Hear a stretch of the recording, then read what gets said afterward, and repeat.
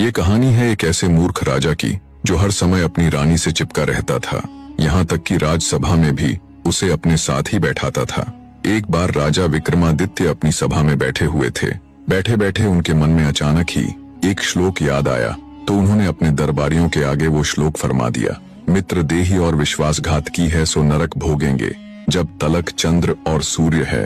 ये श्लोक सुन दरबारियों ने राजा विक्रमादित्य को इस श्लोक को अच्छे से समझाने का आग्रह किया। तब राजा विक्रमादित्य ने उन्हें एक कथा सुनाई। एक बार एक मूर्ख राजा था जो अपनी रानी की सुंदरता पर इतना आसक्त था कि पल भर को भी उसे अपने से दूर न होने देता था। यहाँ तक कि राजदरबार और राजसभा में भी उसे अपने साथ ले जाता और पास ही बिठाता। जब वो शिकार खेलने के लिए जाता तो वहां भी रानी को अपने साथ ले जाता। चाहे दिन हो या रात, सुबह हो या शाम, सोना हो या जागना, खाना हो या पीना, हर समय उसके साथ रहता। उस अज्ञानी राजा को ऐसा करने में जरा सी भी लज्जत महसूस नहीं होती। मंत्री को राजा की ये बात बहुत खलती। वो एक बुद्धिमान और ऊंच नीच की समझ रखने वाला व्यक्ति था।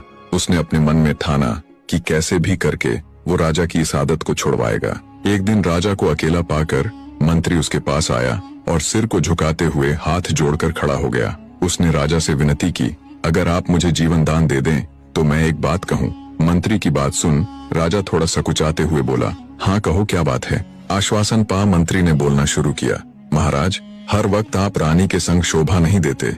इससे राजकुल की मान मर्यादा को बहुत क्षति हो रही है। देश देश के राजा आप पर हंसते हैं और कहते हैं, राजा को तो रानी का सौंदर्य इतना भा गया कि वो उसे पल भर भी अपनी आंखों से ओझल नहीं होने देता। महाराज, अगर रानी आपको इतनी ही प्यारी है तो उनका एक चित्र बनवाकर अपने पास रख लीजिए, जिसे आप जब भी रानी की याद आए देख लिया कीजिएगा। मंत्री की बात राजा के मन को भा गई। उसने तुरंत मंत्री को किसी योग्य चित्रकार को बुलाने के लिए कहा। मंत्री ने राजा के कहे अनुसार एक बहुत ही योग्य चित्रकार को राजमहल बुला लिया।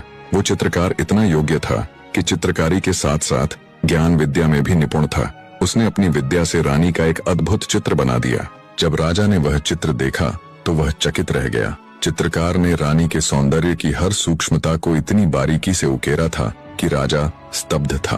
पर जब उसकी नजर रानी की जांघ पर बने हुए तिल पर पड़ी तो उसके रोंगटे खड़े हो गए। जांघ पर बने तिल को देख उसने विचार किया कि हो न हो ये पहले भी रानी से मिल चुका है। मन में ये विचार आते ही राजा का गुस्सा 7वें आसमान पर था। बने रहे।